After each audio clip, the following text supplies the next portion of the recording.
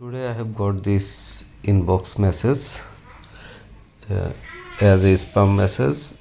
See, check our inbox required now. View profile. Important notice from Meta. Your Facebook page is scheduled to be permanently removed due to violating our trademark rights. We made this decision after careful consideration and comments. If you believe this is a misunderstanding, kindly submit a complaint.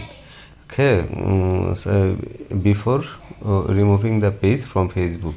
এখানে তারা বলতেছে যে আমরা আপনার পেজটি remove হয়ে যাবে। তো এটা যদি ভুল হয় তাহলে আপনি আমাদেরকে কমপ্লেন করে জানান। এখানে একটা লিঙ্ক দিয়েছে request of review and your cooperation and understanding are greatly appreciated.